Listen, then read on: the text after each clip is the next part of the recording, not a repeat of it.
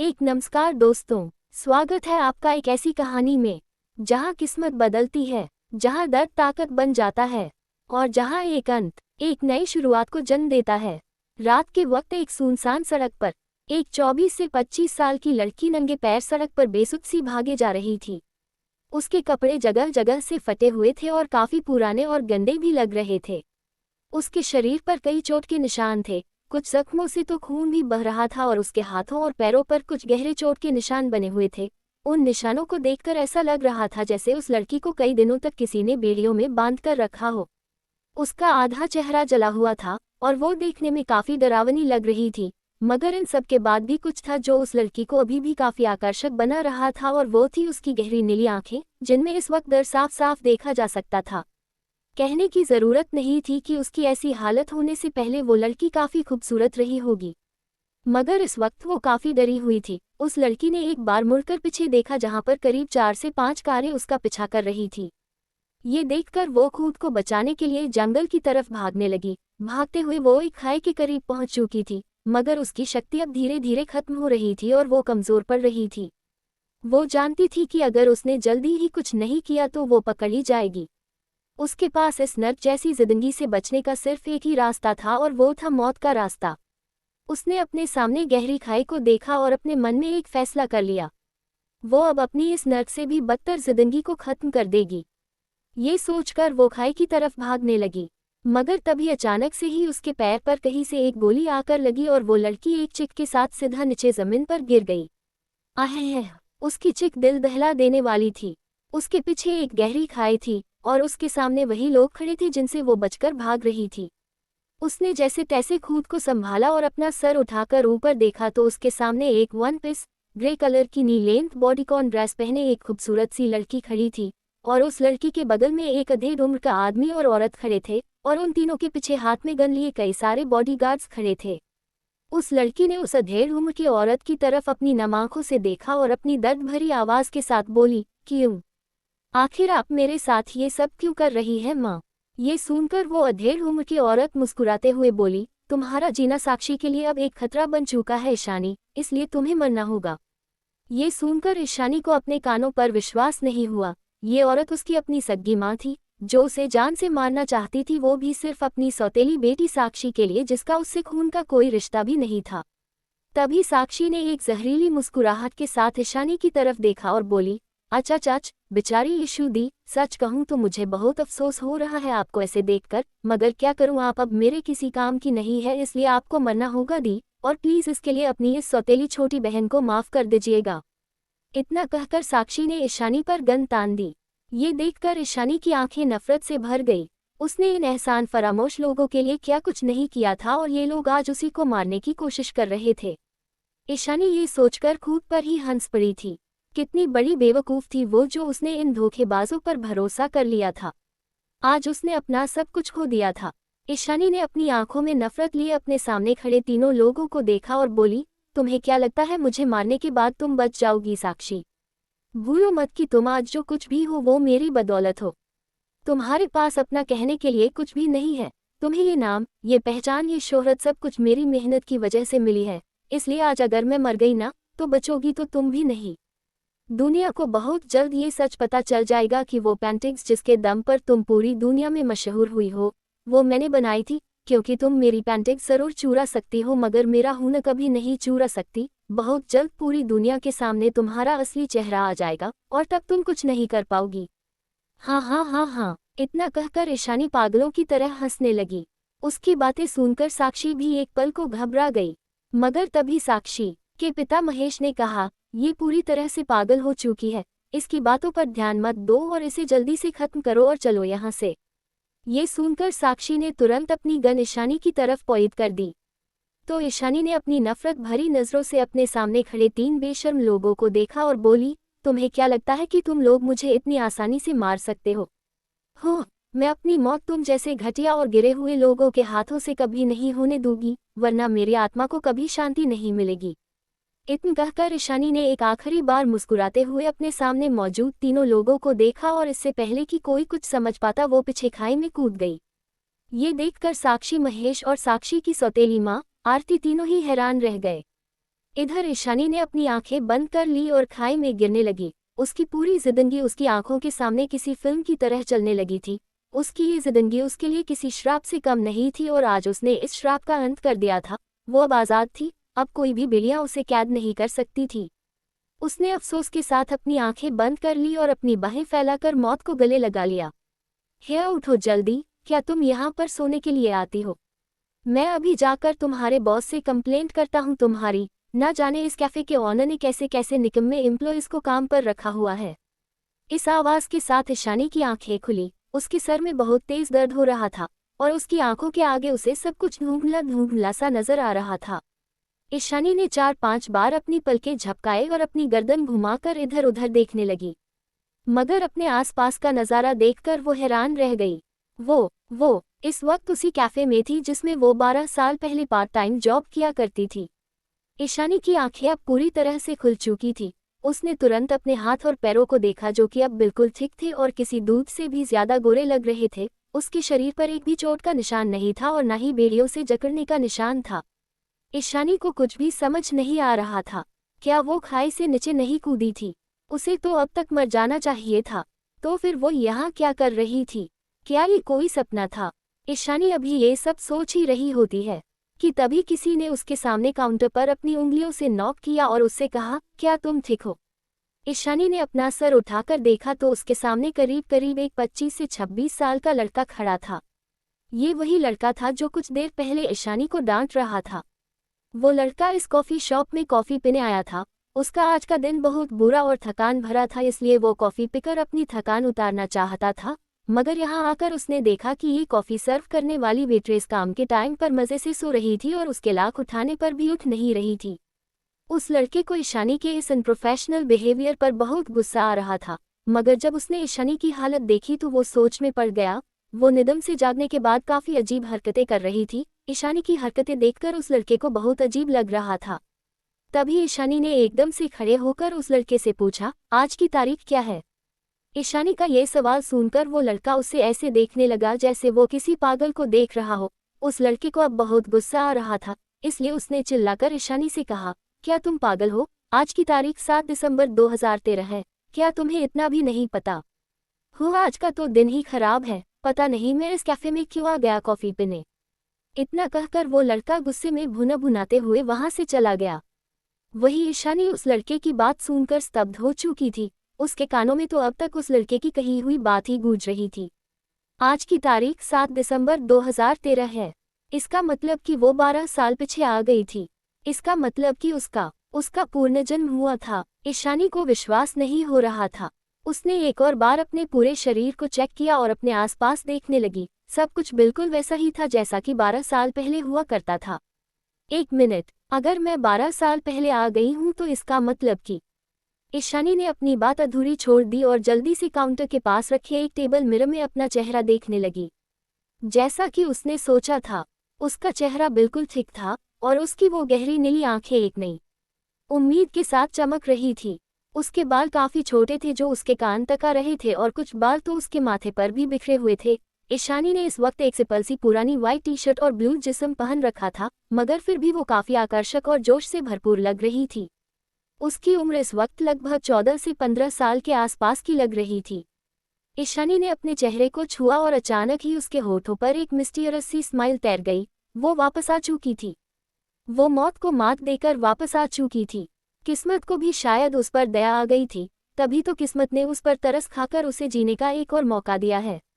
इशिका ने सामने आए में झलकते अपने वजूद को देखा और मुस्कुराते हुए खुद से बोली, मैं वापस गई हूँ साक्षी, अपने साथ हुई हर एक जागती, हर एक नाइंसाफी और हर एक गुनाह का बदला लेने। इंतजार करना मेरा, क्योंकि अब बहुत जल्द हमारी मुलाकात होने वाली है और इस बार मैं तुम्हें एक भी मौका नहीं दूंगी मेरे खिलाफ साजिश करने का। आज से, अभी से और इसी पल से तुम्हारी जिंदगी की उल्टी गिनती शुरू हो चुकी है। इतना कहकर वो अजीब तरह से मुस्कुरा रही थी। उसे अब बस सही वक्त का इंतजार करना था। तभी ईशानी को कुछ याद आया। अगर वो गलत नहीं थी तो उसके असली पिता सुरेश शर्मा इस वक्त जेल में थे और उसकी बूढ़ी दादी माँ और ईशानी अब अकेले ही रहते थे। सुरेश शर्मा एक एक्सीडेंटल मर्डर केस के जुर्म में इस वक्त जेल में थे और अब ईशानी के पास उसकी बूढ़ी दादी माँ ही बची थी। ईशानी और उसकी दादी ही अब एक दूसरे का सहारा थे। ईशानी ने बिना देर किए तुरंत अपना बैग उठाया और उस कैफे के ऑनर से जल्दी छुट्टी लेकर अपने घर के लिए निकल गई। उसकी नई जिंदगी की शुरुआत हो चुकी थी और इस बार वो किसी को भी अपने साथ गलत करने का मौका नहीं देने वाली थी। मगर फिलहाल तो वो अपनी दादी माँ से मिलने के लिए एक्साइटेड थी, क्योंकि उसकी मेमोरी के हिसाब से आज से ठीक 2 साल बाद उसकी दादी माँ बीमारी के चलते चल बसी थी। इसलिए ईशानी अपने इस कीमती वक्त को अपनी दादी माँ के साथ बिताना चाहती थी। वो अब अपनी जिंदगी में कोई भी रिग्रेट नहीं रखना चाहती थी। साक्षी से मिलने से पहले उसके पास पूरे 2 साल का वक्त था और इन 2 सालों में वो खुद को इतना मजबूत बना लेना चाहती थी कि कोई भी उसे अब तोड़ ना पाए। 2 साल बाद मसूरी। गर्मी के मौसम में अक्सर ही मसूरी की हवा बहुत नमी और घुटन भरी हो जाती है, मगर अब गर्मी का मौसम भी धीरे धीरे जा रहा था। दोपहर के समय भी आसमान कुछ हल्के काले बादलों से घिरा हुआ था, हल्की गर्म हवाएं चल रही थी और वातावरण में सब कुछ काफी शांत लग रहा था। ईशानी रोज की तरह आज भी स्कूल के बाद कॉफी शॉप पर अपनी पार्ट टाइम जॉब कर रही थी। उस कॉफी शॉप का बिजनेस बहुत ज्यादा अच्छा नहीं था, मगर फिर भी वहां की ओनर हमेशा ईशानी को टाइम पर उसकी सैलरी देती थी, क्योंकि वो जानती थी कि जिन हालातों से ईशानी गुजर रही थी उसे इस वक्त पैसों की सख्त जरूरत थी। आज ईशानी काफी खामोश थी और चुपचाप अपना काम कर रही थी। उसके बाल अब काफी बढ़ चुके थे और वो पहले से ज्यादा खूबसूरत लग रही थी, मगर उसकी नीली आंखें आज कुछ ज्यादा ही उदास थी। उस कैफे की ओनर ने जब ईशानी को इतना खामोश देखा तो वो भी एक बेबसी भरी आह भरने लगी। उस लेडी बॉस ने टेबल साफ करते हुए ईशानी से पूछा, मैंने सुना है कि कल तुम जा रही हो इशू। क्योंकि कैफे का बिजनेस बहुत ज्यादा अच्छा नहीं था, इसलिए ईशानी वहां उस लेडी बॉस के साथ अकेली ही काम करती थी। वहां ईशानी के अलावा और कोई स्टाफ नहीं था। उस लेडी बॉस का सवाल सुनते ही ईशानी के काम करते हुए हाथ एकदम से रुक गए और उसने धीरे से अपना सर हिलाते हुए कहा, हाँ। उद्धरण चिन्ह, तब तो हमारा मिलना और भी मुश्किल हो जाएगा। उस लेडी बॉस ने एक लंबी आह भरते हुए कहा। वो जानती थी कि ईशानी अपनी बूढ़ी दादी के साथ रहकर ही पली बड़ी थी, मगर 2 हफ्ते पहले उसकी दादी की हार्ट अटैक की वजह से मौत हो गई थी और क्योंकि ईशानी अभी तक बालिग नहीं हुई थी इसलिए उसकी कस्टडी उसकी मां आरती बेदी को दी गई थी। इससे पहले तो शायद किसी को ये बात पता भी नहीं थी कि ईशानी की मां जिंदा है, और सिर्फ इतना ही नहीं, उसने ईशानी और उसके पिता सुरेश को छोड़ने के बाद देहरादून के एक अमीर परिवार में दूसरी शादी कर ली थी। देहरादून और मसूरी के बीच मुश्किल से 1 घंटे की दूरी थी, मगर फिर भी वो औरत कभी आज तक ईशानी से मिलने भी नहीं आई थी। तुम्हारी मॉम जरूर तुम्हें बहुत याद करती होगी, आखिर तुम दोनों इतने सालों से जो नहीं मिले हो, उस लेडी बॉस ने थोड़ा हिचकिचाते हुए कहा। ये सुनकर अचानक ही ईशानी ने अपना सर उठाया और अपनी गहरी नीली आंखों से उस लेडी बॉस को देखने लगी। ईशानी की आंखें बेहद खूबसूरत थी, उसकी लंबी घनी पलकें बिल्कुल किसी तितली के पंखों की तरह थी, उसकी आंखों की काली पुतलियां रात की तरह गहरी थी, उसकी आंखें बिल्कुल साफ और चमकदार थी, जिनमें हल्की कोल्डनेस और बेहद शांति नजर आ रही थी। लेडी बॉस की बात सुनकर ईशानी ने अपने होंठ हल्के से हिलाए और अपनी धीमी मगर मनमोहक आवाज में बोली, शायद हो सकता है अगर उसकी मां को सचमुच उसकी जरा सी भी याद आती तो वह इतने सालों तक उससे छुपकर नहीं रहती। ईशानी के पिता सुरेश शर्मा एक बहुत ही साधारण से परिवार के मामूली से आदमी थे। अपने गुड लुक्स और अच्छी शक्ल सूरत के कारण उन्होंने ईशानी की मां आरती को अपने साथ शादी करने के लिए मना लिया था, मगर उन दोनों की शादी बहुत वक्त तक नहीं टिक पाई थी। अपनी शादी के बाद सुरेश जी बेरोजगार और महत्वाकांक्षी हो गए थे। आरती इस गरीबी भरी जिंदगी से तंगा चुकी थी, वो अब सुरेश के साथ ये भयानक जिंदगी और नहीं जी सकती थी, इसलिए उसने आखिर में परेशान होकर सुरेश को तलाक दे दिया था और ईशानी जब 6 साल की थी तब वो सुरेश और ईशानी को छोड़कर चली गई थी। आरती के सुरेश से तलाक के 1 महीने बाद ही सुरेश को आजीवन कारावास की सजा सुनाई गई, क्योंकि वह नशे में गाड़ी चला रहा था और हिट एंड रन के केस में शामिल हो गया, जिसकी वजह से एक मासूम की जान चली गई थी। तब से ईशानी को उसकी दादी माँ ने पाला था। ईशानी ने बहुत कोशिश की थी अपनी दादी माँ को बचाने की, मगर 2 हफ्ते पहले उसकी दादी माँ को अचानक ही एक मेजर हार्ट अटैक आया, जिसकी वजह से वो चल बसी। ईशानी ने अपनी मुट्ठियों को एकदम से कस लिया। शायद पुनर्जन्म के बाद भी वो कुछ चीज़ों को चाहकर भी नहीं रोक सकती थी, जिनमें से एक थी उसकी दादी माँ की मौत। उसके पिछले जन्म में भी उसकी दादी की मौत हार्ट प्रॉब्लम की वजह से ही हुई थी, इसलिए इस जन्म में ईशानी उनका खास ख्याल रखती थी, उन्हें रेगुलर चेकअप्स के लिए भी लेकर जाती थी, उनकी दवाइयों का भी खास ध्यान रखा था ईशानी ने। मगर 2 हफ्ते पहले उस अचानक से आए हार्ट अटैक को उसकी बूढ़ी दादी माँ बर्दाश्त नहीं कर पाए और उसे छोड़कर चली गई। ईशानी एक बात तो समझ चुकी थी कि चाहे जो हो जाए वो कुछ चीज़ें शायद कभी नहीं बदली जा सकती थी, प्रकृति के नियमों के आगे किसी की भी नहीं चलती थी। तभी उस लेडी बॉस ने ईशानी से कहा, तुम खुश तो हो ना ईशु? वो लेडी बॉस ईशानी को बिल्कुल अपनी बेटी की तरह मानती थी, इसलिए उन्हें ईशानी की फिक्र हो रही थी। लेडी बॉस का सवाल सुनकर ईशानी की आंखों में एक शैतानी चमक आ गई। खुश हो? अगर 2 हफ्ते पहले अचानक से उसकी दादी माँ का देहांत नहीं हुआ होता तो उसे शायद इस जन्म में दोबारा कभी आरती बेदी से मिलने का मौका नहीं मिलता। आखिर ईशानी जैसी एक बोझ कोई क्यों ही पसंद करेगा। मगर हाँ, वो खुश तो थी। आखिर उसके बदले का वक्त अब शुरू जो हो चुका था। हालांकि ईशानी अपने पिछले जीवन में केवल अपने परिवार से प्यार चाहती थी, जो कि उसकी खुशफहमी और बेवकूफ़ी थी, क्योंकि बेदी परिवार ने तो कभी उससे प्यार किया ही नहीं। वो बेदी परिवार के लिए सिर्फ एक मोहरा था जिसे वो लोग इस्तेमाल कर रहे थे। पिछले जन्म में उसे अपाहिज कर दिया गया था, शर्मिंदा किया गया था, सब कुछ खो दिया था उसने और आखिर में उसकी जीने की इच्छा भी मर चुकी थी।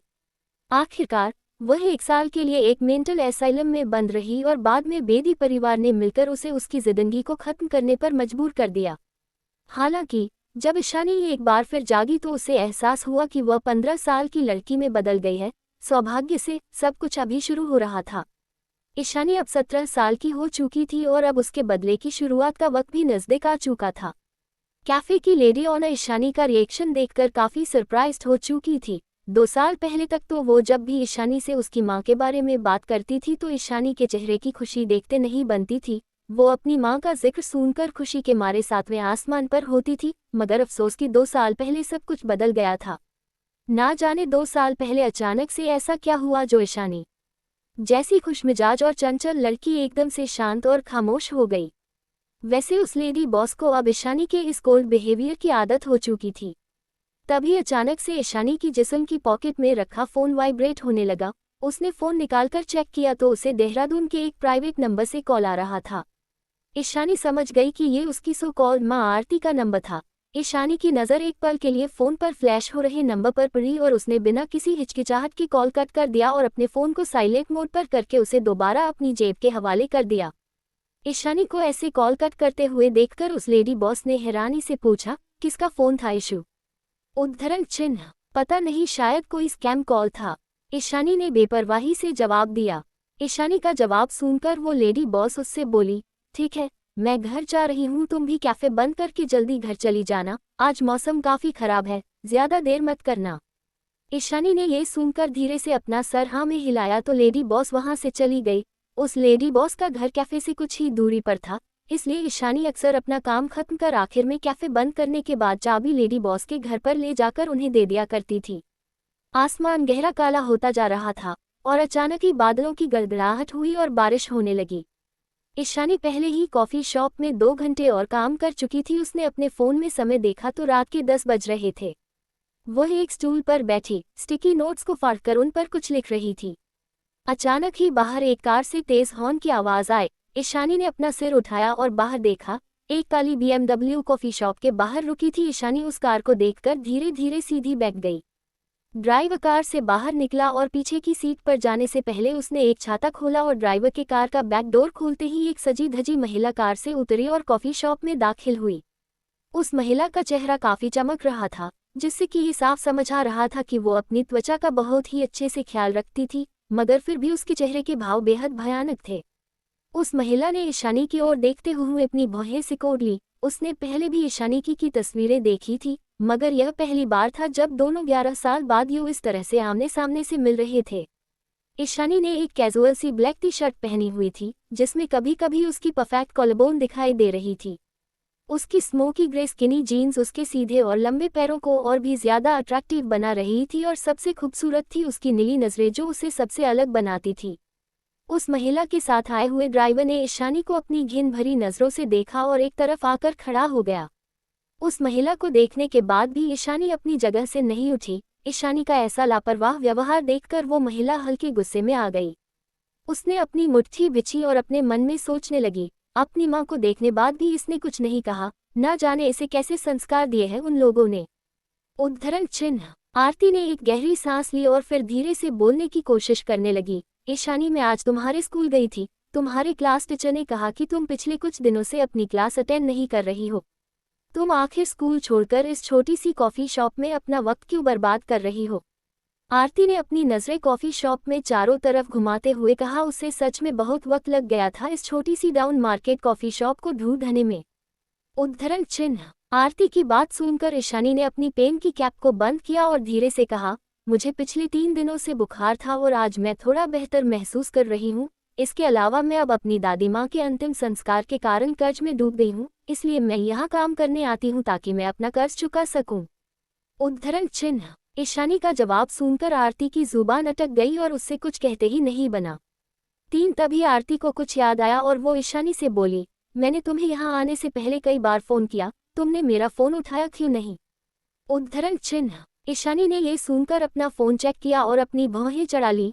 उसके फ़ोन की होम स्क्रीन पर बहुत सारे मिस्ड कॉल के नोटिफिकेशन थे और उसने चौंकते हुए कहा, ओह अब मैं समझ गई, सॉरी, मुझे लगा कि यह एक स्कैम कॉल है, इसलिए मैंने पिक नहीं किया। मगर ये बात शायद आरती को पता नहीं थी कि ईशानी ने तो उसका नंबर सेव ही नहीं किया था। ईशानी का जवाब सुनकर आरती ने 1 मिनट के लिए गुस्से में अपनी आंखें बंद कर ली। सुरेश को तलाक देते समय उसने कभी नहीं सोचा था कि सब कुछ पीछे छोड़ने और इस छोटी सी जगह से बाहर निकलने का फैसला करने के बाद वह फिर से मसूरी वापस आएगी। उसकी पिछली शादी और उसकी बेटी ईशानी ऐसी चीजें थी जिनके बारे में वह कभी बात नहीं करना चाहती थी। देहरादून में बेदी परिवार का बहुत बड़ा नाम और रुतबा था और काफी मेहनत और परिश्रम के बाद आरती ने बेदी परिवार में अपनी जगह बनाई थी। अब जाकर तो महेश की बेटी साक्षी ने उसे अपनाया था। आरती और महेश का एक बेटा भी था अक्षत नाम का। उसकी जिंदगी में धीरे धीरे सब कुछ ठीक हो रहा था, सब कुछ अच्छा चल ही रहा था कि तभी अचानक से ईशानी उसकी जिंदगी में वापस आ गई। दरअसल आरती का यहाँ वापस आने का बिल्कुल भी मन नहीं था, मगर उसके पास इसके अलावा और कोई ऑप्शन भी नहीं था। ईशानी अभी तक 18 साल की नहीं हुई थी और उसके पास परिवार के नाम पर अब सिर्फ आरती थी, इसलिए ईशानी की कस्टडी ऑटोमेटिकली आरती के पास आ गई थी। ईशानी को देखकर उसे अपना दुख और गरीबी भरा अतीत याद आता था, जिसकी वजह से वो चाहकर भी ईशानी के करीब नहीं जा पा रही थी। आरती ने एक गहरी सांस ली और कहा, तुम्हें अपने कर्जों के बारे में चिंता करने की जरूरत नहीं है, तुम बस तैयारी कर लो, हम अभी यहाँ से देहरादून के लिए निकल रहे हैं, इसलिए अपना सामान बांधो और मेरे पीछे आओ। आरती ने ईशानी को लगभग ऑर्डर देते हुए कहा और वहां से जाने के मुड़ गई। उसने अभी एक कदम ही मुश्किल से आगे बढ़ाया था कि तभी ईशानी की आवाज़ उसके कानों में पड़ी, मैं इतनी जल्दबाजी में पैकिंग नहीं कर सकती, आपको मुझे कम से कम आज रात तक का वक्त देना होगा। उद्धरण चिन्ह। आरती ने ये सुनकर अपना सिर घुमाया और बेचैन होते हुए ईशानी से कहा, तुम्हें उस छोटे से घर से कौन सी चीजें पैक करनी है? देहरादून में मैंने तुम्हारे लिए सब कुछ पहले से ही तैयार किया है। तुम। उद्धरण चिन्ह। मुझे दूसरे लोगों का सामान इस्तेमाल करने की आदत नहीं है, ईशानी ने आरती को टोकते हुए कहा। उसकी इस बात पर आरती का दिल बैठ गया, इस लड़की को कैसे पता चला? उद्धरण चिन्ह। ईशानी को याद था कि उसके पिछले जन्म में आरती ने बहुत ही खूबसूरती से उसका कमरा सजाया था, जिसे देखकर ईशानी बहुत खुश हुई थी और खुद को खुशकिस्मत मानने लगी थी। देखने वालों को यही लगता कि आरती ने बहुत ही प्यार से और मन से ईशानी का कमरा सजाया है, मगर सच तो ये था कि उस कमरे में हर एक चीज साक्षी की इस्तेमाल की हुई थी, चाहे वो कपड़े हो या ज्वेलरी, सब कुछ साक्षी का छोड़ा हुआ सामान था जो वो कभी यूज नहीं करती थी, और आरती ने वही सारा सामान ईशानी के कमरे में रखवा दिया। आरती ने अपनी मुट्ठियों को इस बार जोर से कस लिया। उसने महेश से कहा था कि वह आज रात तक घर आ जाएगी, और अगर ईशानी की वजह से उसे देर हुई तो साक्षी को जरूर बहुत बुरा लगेगा, वो घर पर उसका बेसब्री से इंतजार कर रही होगी। बाहर बारिश भी तेज होती जा रही थी। तभी आरती के पीछे खड़े ड्राइवर ने अपना फोन चेक किया और परेशान होते हुए बोला, मैडम, जोरदार बारिश की वजह से मसूरी से देहरादून जाने वाले रूट को बंद कर दिया गया है। उद्धरण चिन्ह। क्या? आरती अब और भी ज्यादा परेशान हो चुकी थी। लगता है कि आज रात वो शायद घर नहीं लौट पाएगी। आरती को परेशान देखकर ईशानी ने अपना चेहरा अपने हाथ पर टिकाया और उसके होठों पर एक हल्की तीखी मुस्कुराहट तैर गई। असल में उसके पास पैक करने के लिए बहुत ज्यादा सामान या लगेज नहीं था, वह बस आज रात को मसूरी के लिए निकलना नहीं चाहती थी। उसके पिछले जन्म में आज ही के दिन मसूरी में बहुत जोरदार बारिश हो रही थी और मसूरी से देहरादून जाने वाले हाईवे पर करीब करीब 10 से 12 कारें आपस में भिड़ गई थी। इस भयानक एक्सीडेंट की वजह से 3 लोगों की मौत हो गई और 7 लोग घायल हो गए थे, और जहां तक ईशानी की बात थी तो अपने पिछले जन्म में वह भी उन घायल लोगों में से एक थी। मगर वो ड्राइवर और आरती काफी भाग्यशाली थे कि उन्हें उस दुर्घटना के दौरान बस कुछ मामूली चोटें आई थी, लेकिन ईशानी का दाहिना हाथ टूट गया था और उसे इस इंजरी से उबरने के लिए पूरे 3 महीने लग गए थे।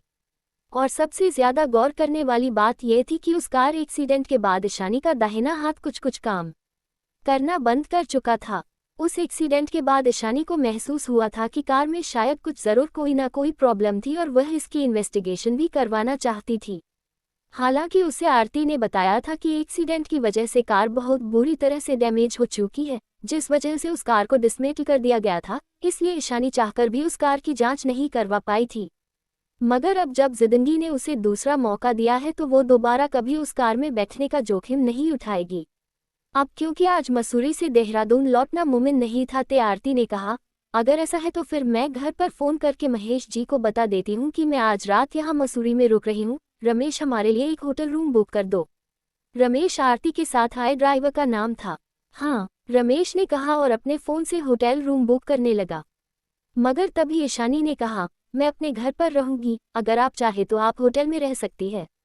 उद्धरण चिन्ह। ईशानी की बात सुनते ही आरती के फोन पर चलते हाथ एक पल के लिए काम गए। वो घर, उसने 11 सालों में कभी उस घर में दोबारा मुड़कर कदम नहीं रखा था।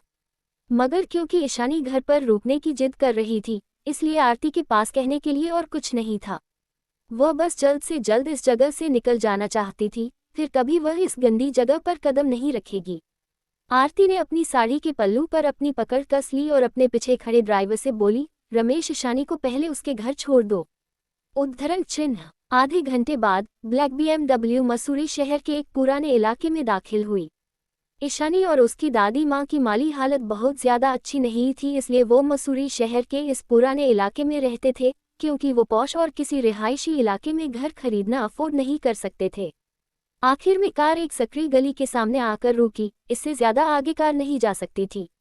बारिश अब काफी कम हो गई थी। हल्की स्ट्रीट लाइट की रोशनी के नीचे संकरी सड़क पर कुछ कीचड़ और पानी से भरे गड्ढे साफ दिखाई दे रहे थे, और उनके बगल की इमारत और घर की हालत भी कुछ खास ठीक नहीं थी। आरती ने इन सब चीजों पर नजर डालने के बाद गिन से अपनी नजरें फेर ली। उसने अपनी बगल वाली सीट पर बैठी ईशानी को देखा और बोली, मैं कल सुबह 8 बजे तुम्हें लेने आऊंगी, तैयार रहना। इतना कहकर उसने ईशानी से अपनी नजरें फेर ली। ईशानी ने ये सुनकर अपना बैकपैक अपने कंधे पर टंगाया और तेजी से कार से बाहर निकलकर उस गली के अंदर चली गई। ईशानी ने अपने एक हाथ में छाता पकड़ रखा था और उसके होठों पर एक तीखी मुस्कुराहट थी। आरती बेदी, आज से तुम्हारे और बेदी परिवार के सुकून भरे दिन खत्म हुए। उद्धरण चिन्ह। तभी एक सफेद कार उस ब्लैक BMW और ईशानी के पास से गुजरी। करण, जो कि उस व्हाइट कार को ड्राइव कर रहा था, उसने बहुत ही सिली स्माइल के साथ पीछे बैकसीट पर बैठे शख्स को देखा और कहा, मुझे सच में समझ नहीं आ रहा है कि आखिर इस छोटे से शहर मसूरी में क्या अच्छा है जो तुम हर महीने यहाँ चले आते हो। तुम यहाँ आकर कुछ करते भी नहीं हो, बस बंजारों की तरह सड़कों पर घूमते रहते हो। अब तो लगभग 1 साल होने को आया है, क्या तुम सच में सोचते हो कि मैं तुम्हारा ड्राइवर हूँ? उद्धरण चिन्ह। कार की बैकसीट पर बैठे एक आदमी ने खिड़की से बाहर देखते हुए अपना सिर झुका रखा था। वह काफी गोरा था और उसके काले बाल उसके माथे और आंखों पर बिखरे हुए थे। उसकी काली परफेक्ट वहें इस वक्त आपस में जुड़ी हुई थी। वो अपनी परफेक्ट और नुकीली जॉ लाइन पर हाथ फेरते हुए कुछ सोचे जा रहा था। उस आदमी ने काले रंग का बिजनेस सूट पहना था, जिसके गले से 2 बटन खुले हुए थे, जिससे कि उसके सेक्सी एडम एप्पल की झलक साफ नजर आ रही थी। उसकी आंखें अलसाई हुई मगर काफी कोर थी। उसका चेहरा इतना हैंडसम था कि वो बड़े से बड़े मूवी किंग को भी पीछे छोड़ सकता था। मगर इस वक्त वो हैंडसम चेहरा पूरी तरह से भावहीन था। उस शख्स ने करण की बात सुनने के बाद अपनी अलसाई हुई आवाज में उससे कहा, तुम मेरे ड्राइवर जैसे ही हो। उसकी आवाज में एक भारीपन था, शायद उसकी निदम ठीक से पूरी नहीं हुई थी। उस शख्स की बात सुनकर सामने कार ड्राइव करता हुआ करण बिल्कुल निशब्द हो चुका था। करण का ये दोस्त बेहद हैंडसम जरूर था, मगर उसके इस अजीब बिहेवियर को झेलने की ताकत हर किसी में नहीं थी। करण ने गुस्से में उस शख्स से कुछ कहना चाहा, मगर तभी उसे ओल्ड मास्टर रायचंद की कही हुई बात याद आई और उसने अपने गुस्से को काबू में कर लिया। उसने एक गहरी सांस ली और उस शख्स से कहा, 1 साल हो चुका है उस हादसे को रेहान, मुझे लगता है कि कम से कम अब तो तुम्हें साइकियाट्रिस्ट के पास जाना चाहिए। आखिर तुम कब तक यूं मसूरी की सड़कों पर भटकते रहोगे? तुम्हें। उद्धरण चिन्ह। मगर इससे पहले कि करण अपनी बात पूरी कर पाता, उसने देखा रेहान का ध्यान तो उसकी बातों पर था ही नहीं। रेहान अपनी सीट पर बिल्कुल सीधा बैठ चुका था और कार की विंडो से लगातार बाहर की तरफ देखे जा रहा करण ने जब उसकी नजरों का पीछा किया तो उसे सामने एक ब्लैक BMW नजर आए, मगर उस कार की जानी पहचानी लाइसेंस नंबर प्लेट को देखकर उसने अपनी आंखें छोटी कर ली और थोड़ा चौंकते हुए, ये तो शायद बेदी फैमिली की कार है। ऐसा लगता है जैसे वो लोग सच में उस लड़की को यहाँ से ले जाने आए हैं। उद्धरण चिन्ह। रेहान की नजरें इस वक्त उस सकरी गली में मौजूद एक छाता पकड़े शख्स पर टिकी हुई थी। करण की बात सुनकर उसने बेहद शांति से कहा, बेदी परिवार। उद्धरण चिन्ह 4। करण ने अपना सर हाँ में हिलाया और लापरवाही से कहा, हम महेश बेदी की दूसरी बीवी आरती बेदी की एक बड़ी बेटी भी है, जो कि उसकी पहली शादी का नतीजा है। उस लड़की का अब इस दुनिया में कोई नहीं है, इसलिए शायद आरती बेदी उसे अपने साथ ले जाने आए हैं। बेचारी बच्ची, उसकी जिंदगी बेदी परिवार में इतनी आसान नहीं होगी, करण ने अपनी दयनीय आवाज में कहा। करण की बातें सुनकर रेहान ने कुछ पल तक सोचा और फिर अचानक ही सवाल किया, अगर मैं सही हूं तो तुम्हारे दादाजी ओल्ड मास्टर सिंघानिया का कुछ दिनों में 70वां जन्मदिन आने वाला है ना? क्या तुमने उस पार्टी में बेदी परिवार को इनवाइट किया है? उद्धरण चिन्ह नहीं, करण ने तुरंत अपना सर ना में हिलाते हुए कहा। तो ठीक है, कल मैं तुम्हारे साथ चलूंगा बेदी फैमिली को पार्टी का इनविटेशन देने, रेहान ने अपनी अलसाए आवाज में कहा। रेहान की बात सुनकर करण के हाथ से कार का कंट्रोल छूटते छूटते बचा। उसने कार घुमाई और हैरानी होकर रेहान की तरफ देखने लगा, माना कि बेदी फैमिली देहरादून की अमीर फैमिलीज में से एक है, मगर वो इतने भी इम्पोर्टेंट नहीं है कि मैं उन्हें सिंघानियाज की पार्टी में इनवाइट करूं। एक मिनट, कहीं तुम्हें बेदी परिवार की वो सौतेली बेटी पसंद तो नहीं आ गई है ना? करण ने रेहान को अपनी अविश्वसनीय नजरों से देखते हुए कहा। रेहान ने ये सुनकर करण को देखा और अपनी कोल्ड आंखों में एक चमक लिए बोला, क्यों? अभी थोड़ी देर पहले क्या तुमने ये नहीं कहा था कि उस लड़की की देखभाल करने वाला अब कोई नहीं है? ये कहते हुए उसके होठों पर एक मिस्टीरियस सी स्माइल थी। तो तुम्हारे कहने का मतलब है कि तुम उसकी देखभाल करोगे? करण ने अपने मन में सोचा। रेहान की स्माइल देखकर करण के रोंगटे खड़े हो गए और उसने तुरंत कार स्टार्ट कर आगे बढ़ा दी। पता नहीं उसने इस डरावने शख्स के साथ कैसे दोस्ती कर ली थी। उद्धरण चिन्ह अगले दिन बारिश अब पूरी तरह से थम चुकी थी। सुबह की धूप एक छोटे से कमरे में चमक रही थी, जहां पर ईशानी अपने बेड पर करवट लेकर सोई हुई थी। उसकी गोरी त्वचा बिल्कुल की कांच की तरह नाजुक और कपास की तरह मुलायम थी और उसकी पलकें घनी और थोड़ी ऊपर की ओर मुड़ी हुई थी। सुबह सुबह जागने की वजह से उसकी नीली गहरी आंखों में थोड़ी थकान भी थी। उसकी आंखों के कोने थोड़े लाल और हल्के पानी से भरे थे। डिंग डोंग, तभी उसके फोन की स्क्रीन पर एक नोटिफिकेशन आया। उसने लापरवाही से अपना फोन उठाया और उस पर अपनी अलसाई हुई सी नजर डाली। कल रात 11 बजे मसूरी से देहरादून जाने वाले हाईवे पर 4 वाहनों की एक कार दुर्घटना हो गई, जिसकी वजह से 2 कार चालकों को गंभीर चोटें आई है और 3 लोगों को कुछ मामूली चोटें आई है। ये न्यूज़ पढ़ते ही ईशानी की बची कुची निदम भी पूरी तरह से गायब हो गई। एक्सीडेंट की टाइम और जगह बिल्कुल सेम थे, मगर फर्क बस इतना था कि इस एक्सीडेंट की वजह से अब की बार ईशानी को कोई चोट या तकलीफ नहीं झेलनी पड़ेगी। इस एक्सीडेंट में बेदी परिवार की BMW शामिल नहीं थी, जिसकी वजह से ये एक्सीडेंट उसके पिछले जन्म जितना भयानक नहीं था। ईशानी अभी अपने फोन पर पूरी न्यूज़ पढ़ ही रही होती है कि तभी किसी ने उसके घर का दरवाज़ा खटखटाया। ईशानी ने ये आवाज़ सुनकर तुरंत अपने फ़ोन में टाइम देखा तो सुबह के 8:20 हो रहे थे। ईशानी ने तुरंत अपने बैग में रखा अपना सारा सामान एक आखिरी बार चेक किया और फिर दरवाजे की तरफ बढ़ गई। ईशानी ने जैसे ही दरवाज़ा खोला तो सामने बेदी फैमिली का ड्राइवर रमेश खड़ा था। वो देखने में थोड़ा बेसब्र लग रहा था। उसने ना जाने कितनी बार दरवाज़ा खटखटाया था। वो तो अच्छा हुआ जो ईशानी ने वक्त पर दरवाज़ा खोल दिया, वरना रमेश दरवाज़ा तोड़कर अंदर आने के बारे में सोच रहा था। उसने जैसे ही गुस्से में ईशानी की तरफ देखा तो वो एक पल के लिए स्तब्ध रह गया। ईशानी के चेहरे पर इस वक्त कोई भी मेकअप नहीं था, मगर फिर भी वो बेहद खूबसूरत लग रही थी, बिल्कुल एक नेचुरल ब्यूटी की तरह। उद्धरण चिन्ह रमेश ने जल्दी से खुद को संभाला और अपने गुस्से को अपने अंदर ही दबाते हुए बोला, आप लेट है मिस ईशानी। मैडम ने आपको 8 बजे का टाइम दिया था, मगर अभी लगभग 8:30 हो चुके हैं। मैडम पिछले आधे घंटे से आपका इंतजार कर रही है। क्या आपको वक्त की कोई कद्र है भी या नहीं? मैडम को लेट लतीफ लोग बिल्कुल भी पसंद नहीं है, रमेश ने अपनी भड़ास निकालते हुए कहा। मगर उसकी बातें सुनकर ईशानी सिर्फ हल्का सा हंस पड़ी। अपने पिछले जीवन में ईशानी समय की बिल्कुल पाबंद थी, मगर फिर भी आरती ने उसे कुछ खास पसंद नहीं किया था। और जहां तक इंतजार की बात है तो ईशानी ने पिछले 11 सालों से आरती का इंतजार किया है। उन 11 सालों के सामने ये आधे घंटे का इंतजार तो कुछ भी नहीं था। ईशानी ने बड़ी ही मासूमियत के साथ ड्राइवर की तरफ देखा और बोली, सॉरी अंकल, मुझे पता नहीं था कि आपकी मैडम वक्त की इतनी पाबंद है। वो क्या है ना कि हम पिछले 11 सालों से एक दूसरे से मिले नहीं हैं, तो इसलिए। इतना कहकर ईशानी ने अपनी बात अधूरी छोड़ दी। ईशानी की बात सुनकर रमेश ने अपने दांत पिस लिए। ये बदतमीज लड़की जानबूझकर उसे ताना मार रही थी। उद्धरण चिन्ह। ईशानी ने उस ड्राइवर के गुस्से भरे चेहरे को इग्नोर किया और घर से बाहर आकर दरवाजा लॉक करने लगी। ठीक से घर को लॉक करने के बाद वो ड्राइवर की तरफ मुड़ी और कहा, लेट्स गो। ईशानी को खाली हाथ देखकर रमेश चौंकते हुए उससे बोला, मिस ईशानी, आपका लगेज कहाँ है? ईशानी के पास बस एक स्लिंग बैग था। ईशानी ने ये सुनकर अपना स्लिंग बैग आगे किया और रमेश को दिखाते हुए बोली, ये रहा। उद्धरण चिन्ह। रमेश। उद्धरण चिन्ह। क्या कल रात ही ईशानी के पास यही बैग नहीं था? उसने मैडम से यहाँ तक कहा था कि उसने अभी तक अपना सामान पैक नहीं किया है, और आज वो अपने साथ बस ये पुराना और छोटा सा बैग लेकर आई थी। ये रमेश के लिए किसी घटिया मजाक से कम नहीं था। इस लड़की ने उसे और मैडम दोनों को बेवकूफ़ बनाया था। ईशानी कुछ सीढ़ियां नीचे उतरी और पलटकर ड्राइवर रमेश की तरफ देखते हुए बोली, क्या हुआ अंकल, आप रुक क्यों गए? चलिए ना, आपकी मैडम इंतजार कर रही होगी और उन्हें ज्यादा इंतजार करवाना ठीक नहीं है।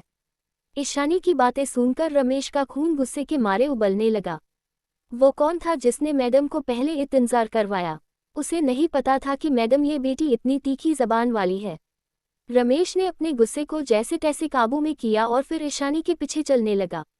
आज की सुबह आरती के लिए बिल्कुल भी अच्छी नहीं थी। ईशानी के लेट आने की वजह से उसका मूड खराब हो चुका था। रमेश कार ड्राइव कर रहा था, वही आरती और ईशानी कार की पिछली सीट पर बैठे थे। कार के अंदर का तापमान बेहद कम था और माहौल भी काफी तनावपूर्ण हो चुका था। फिर भी ईशानी ऐसे बिहेव कर रही थी जैसे उसका इन सब से कोई लेना देना ही नहीं है। उसने कार की विंडो से अपना सर टिकाया और अपनी आंखें बंद कर ली। आरती ने सोच रखा था कि ईशानी के आते ही वो उसे बड़े परिवारों के लोगों के तौर तरीके के बारे में थोड़ा बहुत बताएगी, उनके रहन सहन के बारे में समझाएगी, ताकि वो बेदी परिवार में जाकर उसकी बेइज्जती न करवाए। मगर ईशानी का बिहेवियर देखकर आरती को उससे कुछ भी कहना बेकार लगा। जो लड़की अपना स्कूल स्किप कर सकती है, जो अपनी पढ़ाई को सीरियसली नहीं लेती, उसे भला आरती क्या ही समझा सकती थी। मगर फिर भी उसे ईशानी को एक बेहद ज़रूरी बात बतानी थी। उसने ईशानी की तरफ देखा और बोली, हमारे देहरादून पहुंचने के बाद तुम्हें अपनी सभी बुरी आदतें बदलनी होंगी। साक्षी तुमसे सिर्फ 3 महीने ही छोटी है और अक्षु तो अभी सिर्फ 12 साल का है, इसलिए तुम बेदी परिवार में सबसे बड़ी हो, तो एक बड़ी बहन होने के नाते तुम्हें अपने छोटे भाई और बहन का ठीक से ख्याल रखना होगी। समझ गई ना? उद्धरण चिन्ह। आरती की बातें सुनकर ईशानी ने धीरे से अपनी आंखें खोल ली। उसके पिछले जन्म में भी आरती ने उससे बिल्कुल यही सब कहा था। वह बड़ी बहन थी, इसलिए उसे अपने छोटे भाई की गलतियों को माफ करना ही था। वह बड़ी बहन थी, इसलिए उसे अपनी छोटी बहन को वह सब कुछ देना था जो वो चाहती थी। उद्धरण चिन्ह। पिछले जन्म में ईशानी बचपन से अपनी दादी माँ के साथ रही थी, इसलिए उसके मन में अपने माता पिता को लेकर कोई भी गलत या सही फीलिंग्स नहीं थी। वो बिल्कुल न्यूट्रल थी। मगर जब उसे ये पता चला कि वो दोबारा अपनी माँ के साथ रह सकती है तो काफ़ी खुश हुई थी। वो असल में बस अपना खुद का घर होने की उम्मीद करती थी, इसलिए उसने पिछले जन्म में साक्षी और अक्षत की हर गलतियों को माफ़ किया था। मगर कितने अफसोस की बात है कि जिसे वो अपना सच्चा परिवार समझ रही थी, वो लोग तो आस्तीन के सांप निकले, जिन्होंने मिलकर उसकी जिंदगी बर्बाद कर दी थी। ईशानी के चेहरे पर सीरियस एक्सप्रेशंस देखकर आरती ने एक राहत की सांस ली। उसे लगा कि ईशानी ने शायद उसकी बातें मान ली थी। तभी उसे कुछ और भी याद आया और वो ईशानी से बोली, और हाँ, एक और बात, तुम इस साल 11th में हो, अगले साल 12th में जाओगी, इसलिए मैंने पहले ही तुम्हारा admission Dehradun modern public high school में करवा दिया है। तुम अब अपनी बाकी की पढ़ाई देहरादून से करोगी। उद्धरण चिन्ह। आरती की बात सुनकर ईशानी हल्का सा मुस्कुराई। Modern public high school Dehradun का सबसे बड़ा और सबसे अच्छा स्कूल था, और बेदी परिवार ने उसका एडमिशन इस स्कूल में करवाने के लिए शायद काफ़ी मेहनत भी की होगी। अपने पिछले जीवन में ईशानी सोचती थी कि बेदी परिवार ने उसका एडमिशन इतने बड़े स्कूल में उसकी भलाई के लिए करवाया था, मगर बाद में उसे ये एहसास हुआ कि ये सिर्फ उसकी खुशफहमी थी। सच तो ये था कि महेश बेदी एक बहुत ही घमंडी और एगोस्टिक इंसान था। अपने पिछले जीवन में ईशानी और महेश बेदी की बिल्कुल ना के बराबर बात हुई थी, फिर भी दुनिया की नज़रों में ईशानी महेश बेदी की सौतेली बेटी थी, क्योंकि उस जैसी बेचारी को बेदी परिवार ने आखिर अपने घर में जगह जो दी थी। महेश ने ईशानी का admission modern public high school में सिर्फ इसीलिए करवाया था ताकि वो उसे और दुनिया को बेदी परिवार का रुतबा और उसकी शान दिखा सके। इस बात का ईशानी की भलाई से कोई लेना देना नहीं था। ईशानी को देखकर आरती ने एक बेबसी भरी आह भरी। उसने पता करवाया था कि ईशानी मसूरी के एक गवर्नमेंट स्कूल में पढ़ रही थी और उसके ग्रेड्स भी बहुत ज़्यादा अच्छे नहीं थे, वो पढ़ने में बिल्कुल एवरेज थी। अगर वो एक मामूली स्कूल में पढ़ रही होती तो कोई प्रॉब्लम नहीं थी, मगर ईशानी जैसी एवरेज स्टूडेंट का मॉडर्न पब्लिक जैसी बड़ी स्कूल में एडमिशन ले पाना एक बहुत ही टफ टास्क था। आरती ने ईशानी की तरफ देखा और बोली, तुम्हारे महेश अंकल ने तुम्हारे एडमिशन के लिए मॉडर्न पब्लिक हाई स्कूल के दिन से बात कर ली है। तुम्हें बस वहां जाकर अपना एडमिशन प्रोसीजर पूरा करना है और एक एंट्रेंस टेस्ट देना है। उसके बाद से तुम अपनी रेगुलर क्लासेस कंटिन्यू कर सकती हो। उद्धरण चिन्ह 5 और हाँ, स्कूल में एडमिशन होने के बाद तुम्हें और भी ज़्यादा मेहनत करनी पड़ेगी ताकि तुम्हारे ग्रेड्स कुछ इम्प्रूव हो पाए। उद्धरण चिन्ह आरती की बातें सुनकर ईशाना बस खामोश रही। आरती उससे और भी बहुत कुछ कहना चाहती थी, मगर ईशानी को देखकर ऐसा लग रहा था जैसे वो उसकी कोई बात सुन ही नहीं रही थी। आरती ने ये देखकर चुप रहना ही बेहतर समझा। उसने अपना चेहरा दूसरी तरफ फेर लिया और कार की विंडो से बाहर देखने लगी। करीब 1 से 1.5 घंटे बाद ईशानी देहरादून पहुंच चुकी थी। ड्राइवर ने कार को एक बहुत ही पॉश और रिहायशी इलाके की तरफ मोड़ दिया। ईशानी ने देखा कि रास्ते में उस एरिया में लाइन से बहुत सारे विला और मेंशन थे। ये देहरादून का सबसे महंगा इलाका था। इस इलाके में रहने वाले परिवार देहरादून के अमीर और नामचीन परिवारों में से एक थे। तभी उनकी कार एक बड़े से गेट के सामने आकर रुकी। गेट के बाहर एक ब्लैक नेम प्लेट थी जिस पर सुनहरे अक्षरों में बेदी विला लिखा था। तभी वो बड़ा सा गेट खुला और ईशानी की कार विला के अंदर दाखिल हुई। उनकी कार विला के सामने बने पोर्च पर आकर रुकी, मगर तभी ईशानी ने देखा कि वहां एक कार और खड़ी थी। उसने अपनी पलकें झपकाए। ये कार बेदी परिवार की नहीं थी। उस कार की विंडो खुली हुई थी और ईशानी देख सकती थी कि उस कार में एक आदमी भी बैठा हुआ था। उस आदमी की नाक बिल्कुल सीधी थी, उसकी जो लाइन बहुत ही शार्प थी और उसका रंग बर्फ जैसा गोरा था। उस आदमी को देखने पर ऐसा लग रहा था जैसे कि वो सो रहा हो, पर यह आदमी सच में बहुत दिलचस्प था। आखिर ये इंसान बिना किसी वजह के दूसरे की घर की पार्किंग में आकर कार के अंदर क्यों सो रहा था। उद्धरण चिन्ह आसपास बिल्कुल सन्नाटा था और जब बेदी विला के नौकर आरती और ईशानी का वेलकम करने आए तो उन्होंने इस बात का भी खास ख्याल रखा कि उस कार में सो रहे शख्स की निदम बिल्कुल भी खराब ना हो। सभी सर्वेंट्स को देखकर ऐसा लग रहा था वो उस आदमी को परेशान करने से डर रहे थे। आरती ने एक पल के लिए उस कार को देखा क्योंकि उसे यह कार बहुत ही जानी पहचानी सी लग रही थी, लेकिन उसे याद नहीं आ रहा था कि आखिर उसने इस कार को पहले कहाँ देखा था। उसने अपनी चील उठाकर उस कार की तरफ इशारा किया और एक नौकर से पूछा, हमारे यहाँ आज कोई गेस्ट आने वाले थे क्या। उद्धरण चिन्ह सुषमा आंटी, जो कि बेदी विला की सबसे पुरानी नौकर थी, उन्होंने एक्साइटेड होते हुए अपनी खुशी भरी आवाज में आरती को जवाब दिया, हाँ मैडम, आज हमारे यहाँ सिघानिया परिवार के बड़े बेटे आए हैं अपने दादाजी ओल्ड मास्टर सिघानिया की बर्थडे पार्टी का इनविटेशन देने। अपनी बात कहते हुए पुष्पा आंटी की आवाज में एक अलग ही खनक थी। सिघानिया परिवार, पूरे देहरादून में एक ही सिघानिया परिवार था और सिघानिया फैमिली का बड़ा बेटा मतलब कि करण सिघानिया। तो क्या करण सिघानिया खुद उनके घर पर उन्हें इनविटेशन देने आया था। उद्धरण चिन्ह करण अभी सिर्फ 25 साल का था, लेकिन उसने पहले ही सिघानिया फैमिली का आधे से ज्यादा बिजनेस अपने अंडर ले लिया था। इसमें कोई शक नहीं था कि वो आगे चलकर सिघानिया परिवार का मुखिया बनने वाला था। आरती ने पुष्पा आंटी को देखा और अपने मन में सोचने लगी, भले ही करण सिघानिया यहाँ आया था मगर उन्हें इस तरह से बिहेव करने की जरूरत नहीं थी। उनके ऐसे ओवर एक्साइटेड बिहेवियर की वजह से ना जाने बेदी फैमिली का क्या इंप्रेशन पड़ेगा सिघानियास पर। उद्धरण चिन्ह और ये जो दूसरा शख्स कार के अंदर सो रहा था, ये कौन था। उद्धरण चिन्ह ईशानी आरती के बगल में खड़ी चुपचाप उस मेड आरती की बातें सुन रही थी। तभी अचानक उस कार में सोए आदमी को कुछ एहसास हुआ और उसने धीरे से अपनी आंखें खोली। वो धीरे धीरे सीधा बैठ गया और ईशानी की तरफ देखने लगा। उसके चेहरे का आधा हिस्सा कार के अंदर छुपा हुआ था, जिस वजह से ईशानी उसे ठीक से नहीं देख पाई थी। उस शख्स की आंखें बेहद कोल्ड थी और उसके आसपास का ऑरा काफी पावरफुल था। तभी अचानक उन दोनों की नजरें मिली और ईशानी का दिल कांप उठा। अब जाकर ईशानी को समझ आया कि बेदी परिवार में आज सभी लोग इतने एक्साइटेड क्यों थे। वो यहाँ आ गया था। उद्धरण चिन्ह रेहान रायचंद रायचंद फैमिली देश की सबसे पावरफुल और पीढ़ियों से चली आ रही एक सम्माननीय फैमिली थी। रायचंद परिवार की जड़ें बेहद मजबूत थी। रायचंद परिवार में सबसे खास था उस परिवार का छोटा बेटा। रेहान रायचंद, उसके आलसी, घमंडी और एक क्रूएल बिजनेसमैन होने के बावजूद भी कई लड़कियां उसकी दीवानी थी, क्योंकि वो दिखने बेहद हैंडसम और अट्रैक्टिव था।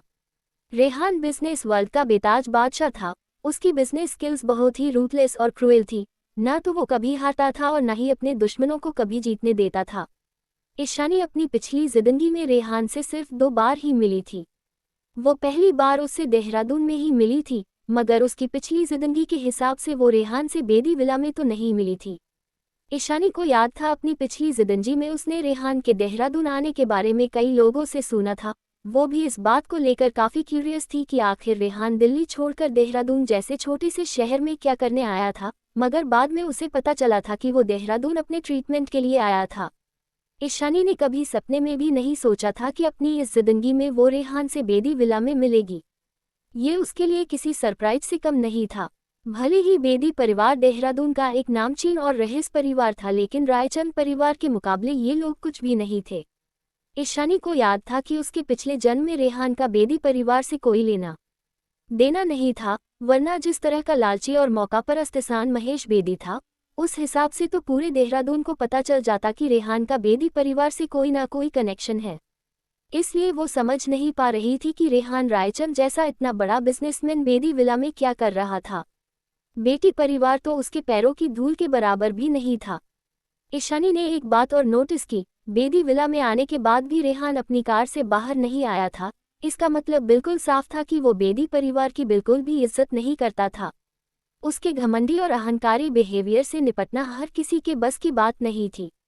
पुष्पा आंटी से रेहान रायचंद के बारे में सुनकर आरती के हैरानी की भी कोई सीमा नहीं थी।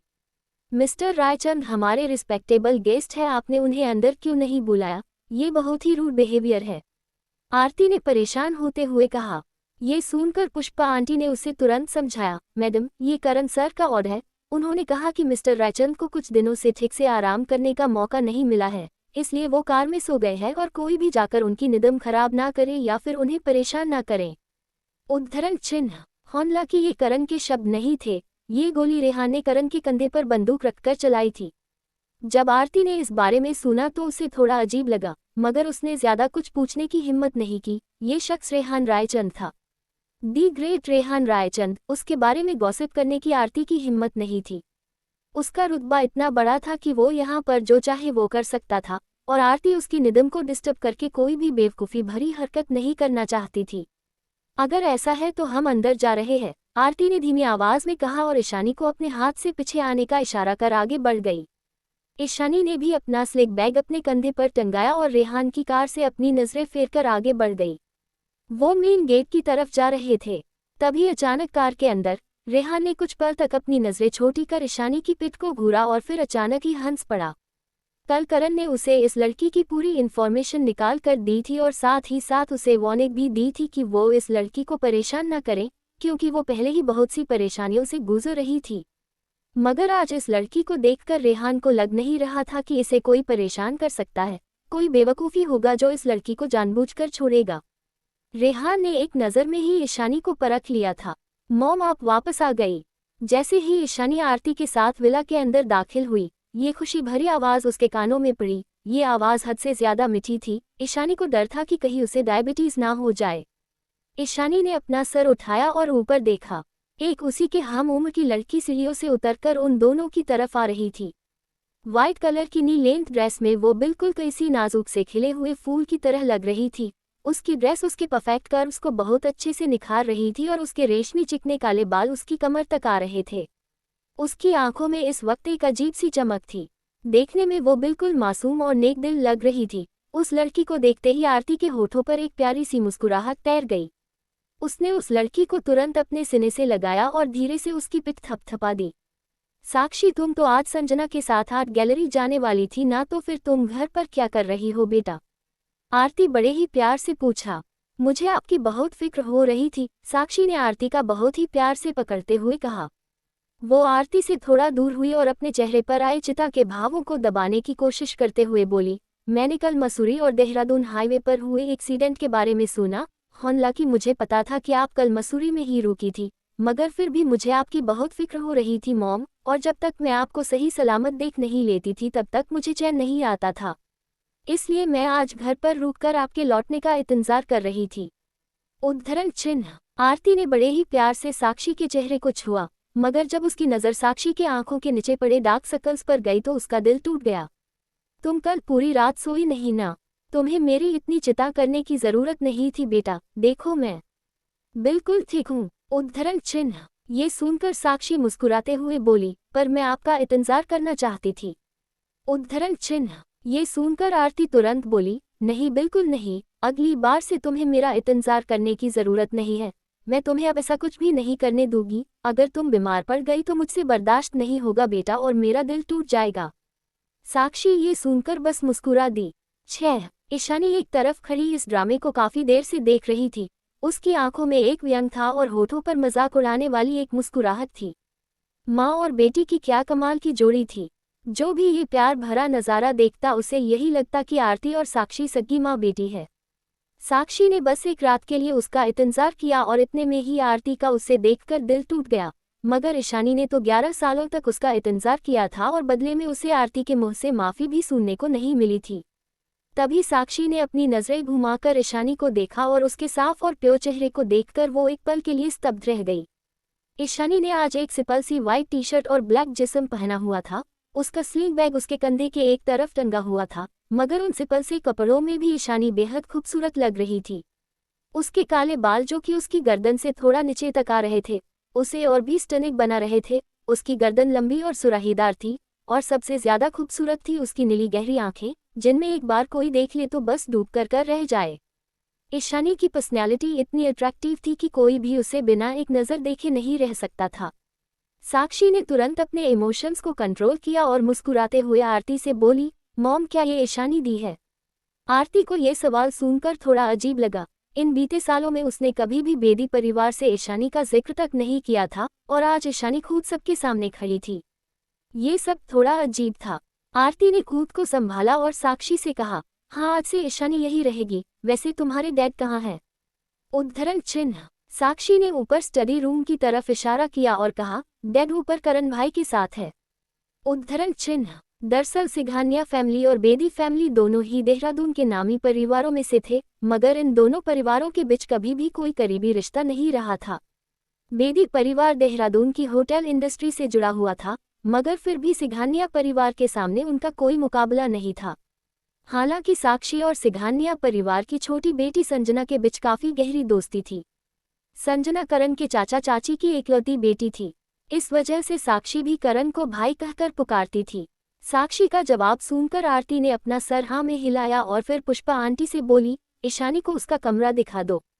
आज करण सिंघानिया और रेहान रायचंद जैसी हस्तियां बेदी विला आई थी, इसलिए अब शायद महेश के पास ईशानी के मामलों के बारे में सोचने का वक्त बिल्कुल भी नहीं था। मगर इससे पहले कि पुष्पा आंटी कुछ कह पाती, साक्षी ने उन्हें टोकते हुए कहा, मॉम दी को उनका कमरा मैं दिखा देती हूँ। वैसे भी हम उनका कमरा मेरे कमरे के बगल में ही है। साक्षी के इस समझदारी भरे स्वभाव को देखकर आरती ने एक राहत की सांस ली।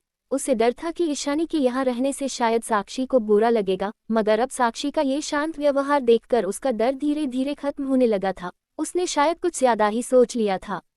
साक्षी बहुत ही समझदार बच्ची थी।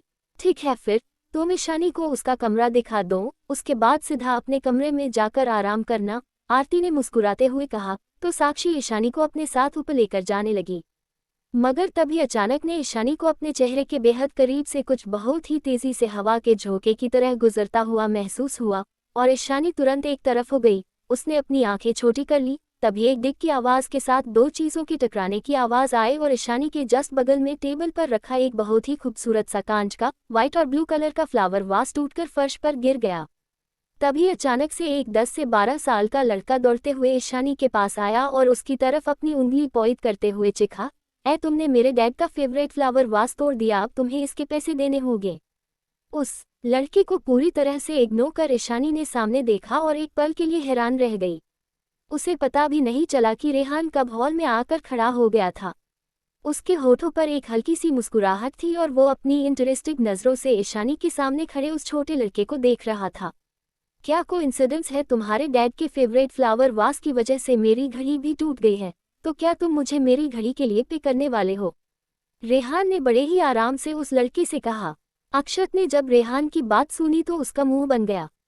अक्षत महेश बेदी का इकलौता बेटा था और परिवार का सबसे छोटा बेटा होने की वजह से पूरे बेदी परिवार ने मिलकर उसे बिगाड़ रखा था, जिस वजह से उसकी आदतें बहुत बिगड़ गई थी। तुम आखिर खुद को समझते क्यों हो? तुम होते कौन हो हमारे फैमिली मैटर्स के बीच बोलने वाले? अक्षत ने गुस्से में चिखते हुए रेहान से कहा। मगर उसकी बात सुनकर आरती का दिल मानो जैसे धड़कना ही भूल गया हो। वो सर से लेकर तो पांव तक डर के मारे कांप उठी। ये लड़का मिस्टर रायचंद से ऐसे कैसे बात कर सकता है? उद्धरण चिन्ह। उसने तुरंत अक्षत को डांटते हुए कहा, अक्षु, बदतमीजी मत करो। महेश की भी हिम्मत नहीं थी रेहान के सामने मुंह खोलने की और अक्षु ना जाने गुस्से में उसके सामने क्या क्या बोले जा रहा था। अगर मिस्टर रायचंद उसकी बातों से ऑफेंड हो गए तो? अपनी मॉम की बात सुनकर अक्षत कुछ पलों के लिए स्तब्ध रह गया। उसकी मॉम ने आज से पहले कभी उससे ऊंची आवाज में बात तक नहीं की थी और आज वो उसे बाहवालों के सामने डांट रही थी। अक्षत को चुपचाप खड़े देखकर आरती जल्दी से उसके पास आए और उसे पीछे खींचते हुए बोली, चलो जल्दी से माफी मांगो मिस्टर रायचंद से, अभी के अभी। आरती ने डर और गुस्से के मारे अक्षत का हाथ इतनी जोर से पकड़ लिया था कि अक्षत को अब दर्द होने लगा था। उसने तुरंत अपना हाथ आरती की पकड़ से झटके से छुड़ा लिया, क्योंकि उसे उसकी मॉम की बातों का बुरा लग रहा था। वो आज पहली बार उससे इतने गुस्से में बात कर रही थी। मैं इनसे माफी नहीं मांगूंगा, मैंने कुछ भी गलत नहीं कहा है। अक्षत ने आरती को पीछे की तरफ धक्का देते हुए कहा। आरती उस धक्के के संभल नहीं पाए और 3-4 कदम पीछे हो गई। इस चक्कर में उसका पैर मुड़ गया और उसे अपनी एड़ी पर तेज दर्द महसूस हुआ। अक्षत मात्र एक 12 साल का बच्चा था, मगर वो काफी गोल और मोटा था। इस वक्त वहां पर खड़े हुए वो बिल्कुल किसी फुटबॉल की तरह लग रहा था। इसलिए जब उसने पतली दुबली आरती को धक्का दिया तो आरती खुद को संभाल नहीं पाए और उसके पैर में मोच आ गई। एक तो आरती ने आज हाई हील्स पहन रखी थी, इसलिए जब उसका पैर मुड़ा तो उसे बहुत तेज दर्द महसूस हुआ, जिसकी वजह से उसकी चीख निकल गई। अहह। उद्धरण चिन्ह। मॉम। आरती को दर्द में देखकर साक्षी भागते हुए उसके पास आए। उसने आरती को संभाला और परेशान होते हुए बोली, मॉम अब ठीक तो है ना? पुष्पा आंटी जाए और जाकर पेन रिलीफ स्प्रे लेकर आए, जल्दी। ये सुनकर भागकर ऑइंटमेंट लाने चली गई। अक्षत ने अपनी लाल गुस्से और आंसुओं से भरी नजरों से आरती की तरफ देखा और चिल्लाया, अब आपको एक नई बेटी मिल गई है तो इसलिए अब आपको मेरी और साक्षी दी की जरूरत नहीं है। आप अब हम दोनों को पहले की तरह प्यार नहीं करती, आप अब सिर्फ अपनी इस नई बेटी को प्यार करेगी, है ना? अपने छोटे से अक्षु की ऐसी बातें सुनकर आरती हैरान थी। साक्षी ने जब आरती को दुखी होते हुए देखा तो वो अपनी आवाज ऊंची करते हुए अक्षत से बोली, अक्षु बस बहुत हुआ, अब चुप हो जाओ, तुम मॉम को अपनी बातों से हट कर रहे हो। अक्षत ने जब साक्षी को भी अपने ऊपर गुस्सा करते हुए देखा तो उसकी आंखों से आंसू बहने लगे। उसने अपना सर घुमाया और फिर गुस्से में ईशानी को देखते हुए बोला, ये सब कुछ तुम्हारी वजह से हो रहा था। हम सब एक हैप्पी फैमिली की तरह थे, मगर तुम यहाँ आकर हमारी फैमिली को बर्बाद करना चाहती हो ना? तुम मुझसे और साक्षी दी से हमारी मॉम को छीनने आए हो ना? बाहर निकलो, मेरे घर से अभी के अभी बाहर निकलो, मैं तुम्हें यहाँ रहने नहीं दूंगा। उद्धरण चिन्ह। अक्षत ईशानी को देखकर ऐसे बिहेव कर रहा था जैसे ईशानी ने उससे उसकी कोई कीमती चीज चुरा ली हो। ऐसा लग रहा था कि अगर ईशानी अपनी मर्जी से उसका घर छोड़कर नहीं गई तो वो जबरदस्ती उसे बेदी विला से निकालकर बाहर फेंक देगा। अक्षत की बातें सुनकर और उसे रोते हुए देखकर आरती को बहुत तकलीफ हो रही थी। उसे ऐसा लग रहा था जैसे किसी ने उसके दिल में सुइयां चुभो दी थी। उसने अक्षत को अपनी बेबस नजरों से देखा और बोली, मैं तुम्हें और साक्षी को छोड़कर कैसे जा सकती हूँ अक्षु? तुम्हें लगता है कि मैं तुम दोनों के बिना रह पाऊंगी? उद्धरण चिन्ह। ईशानी आराम से पीछे खड़ी इस दिल को तोड़ देने वाले फैमिली ड्रामा को देख रही थी। तभी साक्षी ने परेशान होते हुए ईशानी की तरफ देखा और अपनी गिल्ट भरी आवाज में बोली, ईशानी अक्षु अभी छोटा है और गुस्से में ये कुछ भी बोल देता है, आप प्लीज इसकी बातों को दिल पर मत लीजिएगा। उद्धरण चिन्ह। अफकोर्स ये सब साक्षी सिर्फ ईशानी को बहलाने के लिए कर रही थी। अक्षत ने जो कुछ भी कहा था वो सच था। यहाँ पर ईशानी को कोई भी पसंद नहीं करता था। आफ्टर ऑल बच्चे घर के बड़ों को देखकर ही तो इन्फ्लुएंस होते हैं। भले ही वो बातें अक्षत ने नहीं थी, मगर शब्द तो बेदी परिवार के ही थे ना। अगर एक बच्चा ये सब बातें कह सकता है तो ना जाने बेदी परिवार के दिल में उसके लिए कितनी नफरत भरी होगी। रेहान ने ईशानी की तरफ देखा जो कि सीढ़ियों पर बिल्कुल शांति से खड़ी थी। उसके चेहरे पर इस वक्त कोई भी भाव नहीं थे। वो हद से ज्यादा शांत थी और ये बात रेहान को खटक रही थी। उसके सामने खड़ी औरत उसकी अपनी सग्गी माँ थी, मगर ईशानी के लिए वो औरत एक अजनबी से ज्यादा और कुछ नहीं थी। उसने 6 साल की ईशानी को अकेला छोड़ दिया था और पिछले 11 सालों में आरती ने मुड़कर कभी ईशानी की तरफ नहीं देखा। उसने कभी ये तक जानने की कोशिश नहीं कि ईशानी जिंदा है या मर गई, और आज ईशानी के सामने ही वो अपनी सौतेली बेटी साक्षी को गले लगाए खड़ी थी। ऐसा लग रहा था जैसे वो ईशानी की नहीं साक्षी की सगी माँ हो। और उसने कितनी आसानी से कह दिया था कि वो साक्षी और अक्षत के बिना नहीं रह सकती थी। तो फिर ईशानी का क्या उसे एक बार भी अपनी सगी बेटी का ख्याल नहीं आया? यह अंत नहीं, एक नई शुरुआत है। अगला अध्याय 7 जल्द ही।